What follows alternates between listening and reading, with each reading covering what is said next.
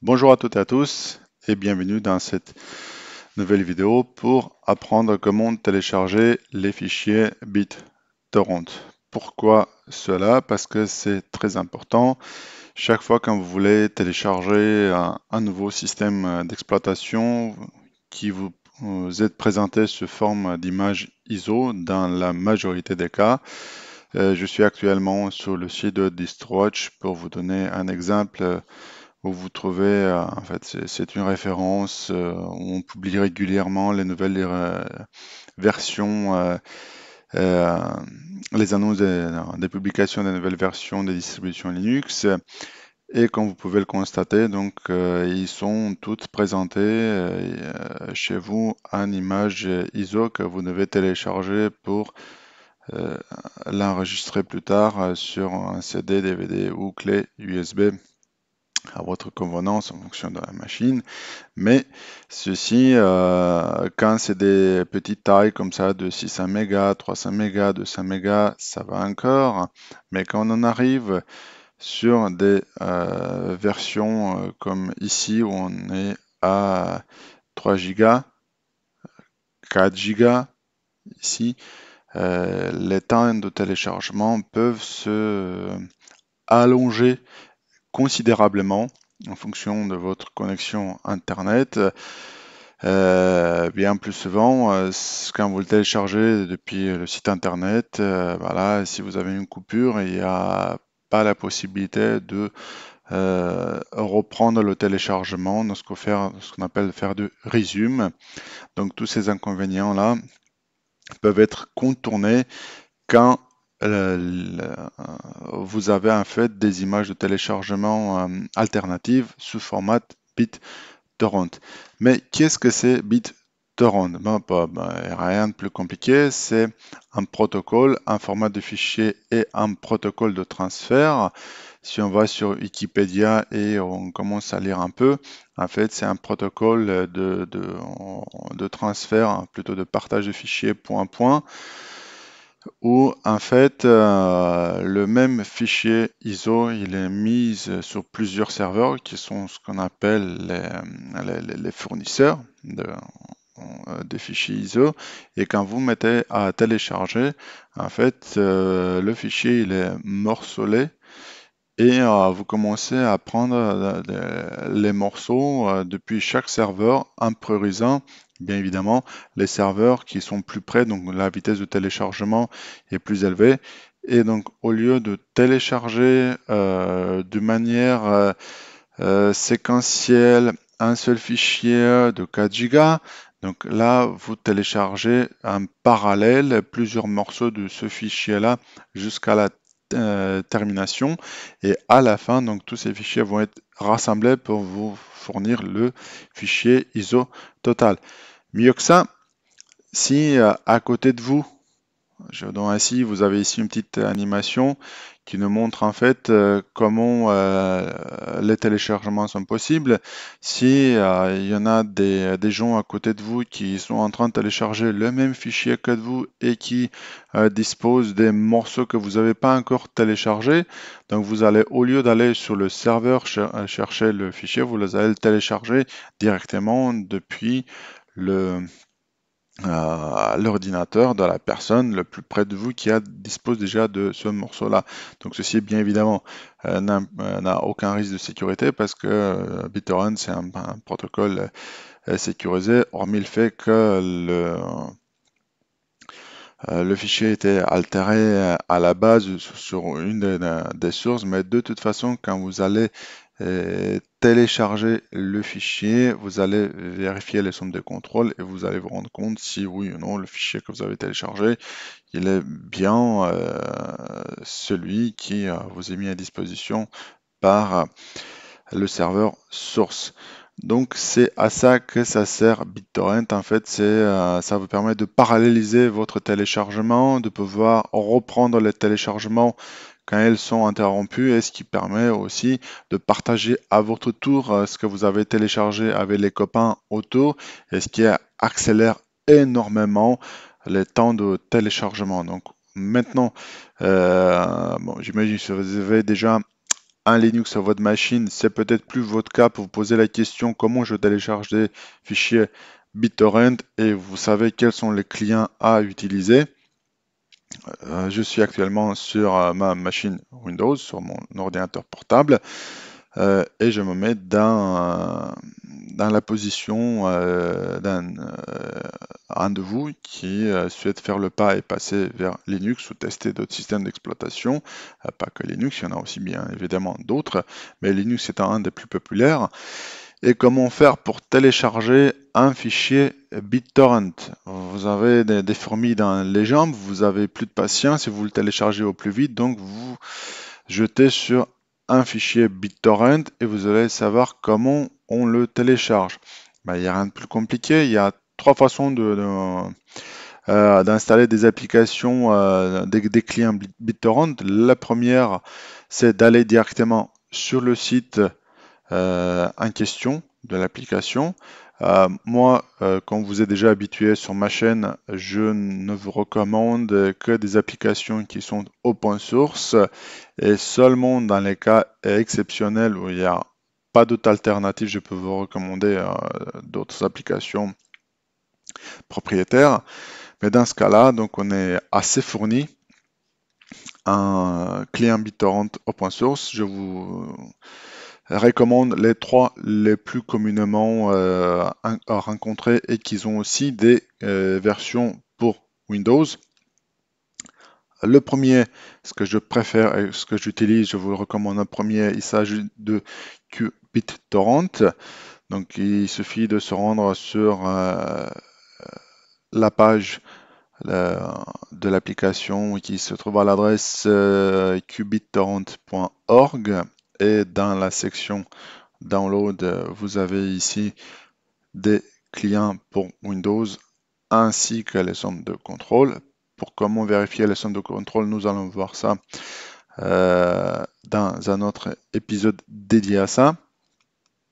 Ensuite, un autre client BitTorrent, c'est Deluge. Un excellent aussi, mais bon, QBitTorrent, il est basé sur Qt, Deluge, il est basé sur GTK si je ne m'abuse. Donc si vous avez GNOME, il y a plus de chances d'avoir celui-ci ou Transmission. Donc moi, j'aime bien KDE, donc du coup, je préfère les applications qui sont plus ou moins natives KDE. Et donc pour télécharger Deluge, il suffit de se rendre ici sur deluge-torrent.org et cliquer sur Download. Et dans les downloads, vous avez bien évidemment ici la version pour Windows. Vous choisissez votre version, vous cliquez dessus et le téléchargement démarre. Ensuite, la troisième application, c'est Transmission, qui est un client natif sur GNOME.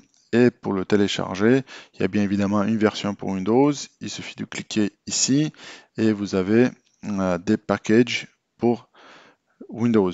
Bien évidemment, pour pouvoir les installer, vous avez besoin des droits d'administrateur sur votre machine. Une autre méthode d'installer les applications sur Windows, c'est à travers des applications packagées comme sur Linux. Il y a un gestionnaire de packages pour Windows qui s'appelle Chocolatey. Je ferai une vidéo dédiée à cela. Pour l'installer, rien de plus simple, vous avez ici le bouton Install et vous l'installez. Et ensuite, pour chercher les packages, par exemple, si je cherche QBitTorrent,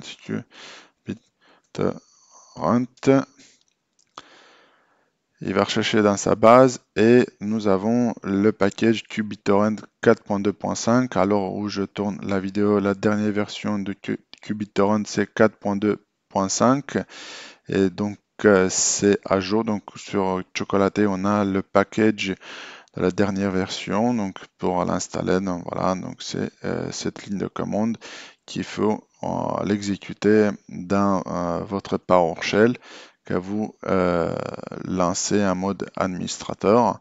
Par exemple, Deluge, je vais chercher parce que QBitTorrent, je l'ai déjà installé. Je vais chercher voir s'il y a Deluge de disponible. Déluge torrent. Ah bah déluge il est aussi. Est-ce que transmission? Bon, on va essayer avec ça. Donc du coup je copie ici. Je change dans le PAF. Je fais tirer Y pour ne pas me poser des questions. Et il part à l'installation de l'application comme si vous avez un package manager sur Linux, vous faites sur Debian ou Ubuntu, apt-get install et le nom du package et part à l'installation. Donc c'est le même principe, donc il y a un dépôt où les packages sont vérifiés, signés et vous vous connectez dessus. Il le télécharge, il vérifie les signatures, après ça il y a un script d'install et c'est fait comme sur Linux, voilà, donc ça vous évite de faire clic next, next, next, next, next jusqu'à la fin et ainsi de suite. Donc c'est beaucoup euh, plus simple, surtout si vous voulez automatiser, surtout et encore plus si vous voulez faire des mises à jour en bloc. Chocolaté, c'est un excellent outil pour ça. Donc vous voyez, donc il a bien installé. Et si je vais dans le menu démarrer, start, bah, déluge, hop, il vient d'être installé. Et c'est comme une application Windows normale, sauf qu'elle était installée à travers un package manager et pas de manière classique, en cliquant 2 fois dessus sur l'exe et qui part en installation. Donc voilà le déluge. Et la troisième possibilité, d'installer des applications, si vous n'êtes pas administrateur de votre poste de travail, c'est à travers Portable Apps, donc les applications portables qui n'ont pas besoin d'être installées, juste vous récupérez le répertoire de l'application ou à l'intérieur sur l'application, faites 2 fois clic sur l'exe et ça se lance. Vous trouvez les portables apps à l'URL portableapps.com et pour BitTorrent, nous avons QBitTorrent qui est disponible, super bonne nouvelle. Transmission aussi, super bonne nouvelle aussi. Donc vous avez déjà deux des clients les plus populaires qui sont en open source disponibles. Et il y a aussi MicroTorrent portable aussi, mais lui il n'est pas open source. Il est freeware seulement et disponible également. Donc voilà les trois modalités d'installer des applications, des clients BitTorrent sur votre machine. Maintenant, mettons-nous dans le cas concret.